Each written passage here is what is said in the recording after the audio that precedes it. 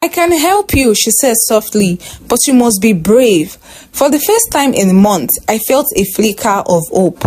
Mama Ineka taught me how to care for myself and the baby inside of me. She gave me herbs to ease my pain and share stories of girls who survived worse than me.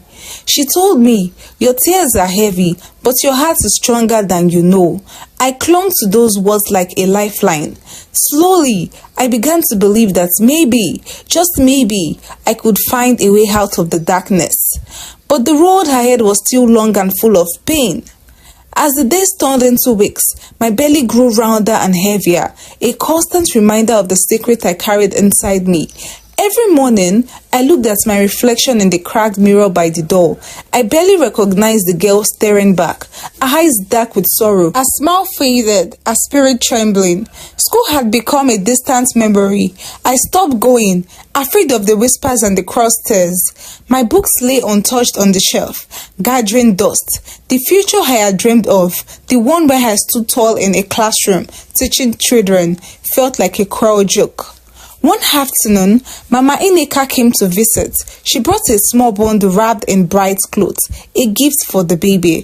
This is for the little one, she said, placing a soft cotton cloth in my hands. You are not alone, Oluoma. Many have walked this path and survived. You will too.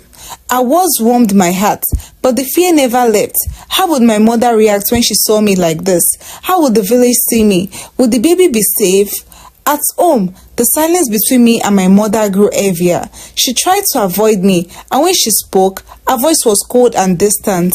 One evening, unable to bear it any longer, I confronted her. Mama, please, I whispered, tears spilling down my cheeks. I need you. I'm scared. She looked at me, her eyes full of pain. Oluoma, I don't know how to fix this. I am ashamed, but I love you. Our words were broken, like a fragile promise. Then came the day I failed the most, the day her secret could no longer be hidden. At the market, my mother stood among the neighbors, and whispers began. The girl who carries her stepfather's child, the words burned like fire in my ears. I wanted to disappear. That night, I lay awake, my hand resting on my belly, feeling the tiny kicks. A part of me loved this little life growing inside, even if it was born from pain. I prayed for strength, but strength felt so far. Days later, I heard footsteps outside my door. It was Chijoke. His face was dark with anger. You will not keep that child, he growled, and you will not tell a soul. Understood? I nodded, too afraid to speak. He turned and left, leaving me trembling. I realized then that the fight for my life and for my child was only just beginning. The days that followed were some of the hardest I ever faced. My mother's coldness felt like a heavy chain around my heart, and my stepfather's threats haunted every moment. I was trapped in a house filled with silence and fear. One afternoon, while I was sitting by the fire, my mother called me inside. Her eyes were swollen, and I could see the tears she tried to hide. Oluoma, she whispered, we must talk. I nodded, my heart pounding. She sat down beside me, trembling. I have been thinking, she said slowly. Maybe we should tell the village. Maybe it is time for the truth to come out. I looked up, shocked. Tell them? But what will they say? What will they do to us? She took my hand. I don't know, but I cannot keep living with this silence. I am sorry I didn't protect you. Tears fell from my eyes.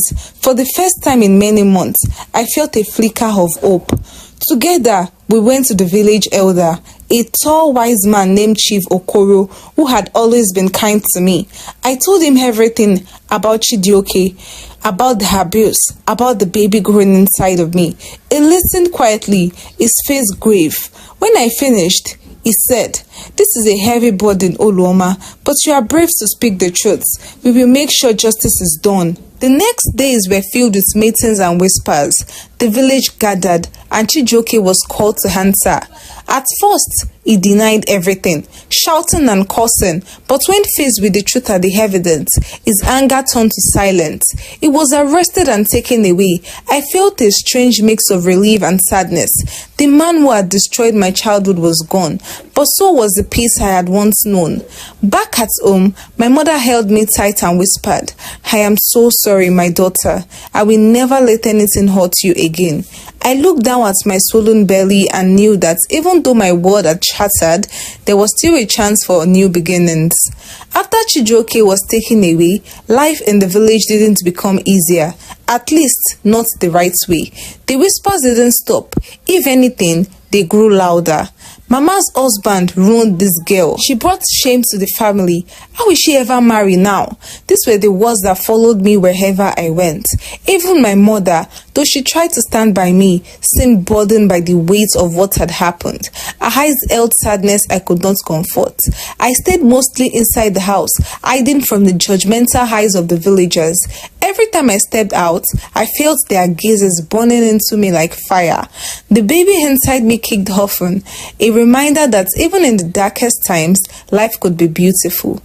One morning, Mama Ineka visited again. She sat with me under the mango tree and said, "Oluoma, the people talk, but you must remember who you are. You are a child of strength, and this child you carry is a blessing." Her words touched my heart. Slowly, I started to find courage to go back to school. The teachers, too, had mixed feelings, but a few, like Mrs. Ineka, welcomed me back kindly. Some classmates stayed away, but a few reached out their hands, offering friendship. I was determined not to let my story define me. At home, my mother began to open up again. She started cooking meals with me, helping me prepare for the baby's arrival, and telling stories about my father. One evening, she said, "We will get through this, Oluoma, together." I believed her. The baby grew inside me, and with each kick, I promised myself I would be strong for both of us.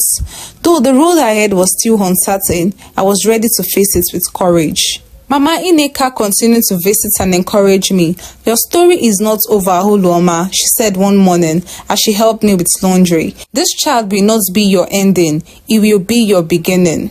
One day, I gathered my old books, dusty, torn, forgotten. I sat under the mango tree with Chukwuemeka, my son, and then I started writing. At night, when my baby slept, I wrote down my story, every tears, every fear, every scream I once held in silence. I let it flow onto the pages. It became my therapy, my healing, my voice. When I finished the final page, I cried not from sadness, but from the release.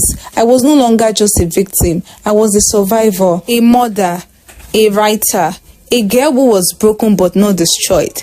I returned to school a year later, holding my son in one hand and my books in the other. It wasn't easy. Some still stared, some still whispered, but I held my head high because I knew the truth. I had faced evil in my own home. I had been abandoned, betrayed, and blamed, but I did not give up, and I never will. If you are listening or hearing my story, know this: you are not alone. You are not what they did to you. And no matter how dark the night is, the sun will rise again. My name is Oluoma, and this is my story. The end. Thank you so much for watching, everyone. Please do not forget to like this video. Tell me what you feel about the story in the comment section. I'll make sure to reply everyone. Please support this channel by subscribing. Thank you, and see you guys on my next story. Bye.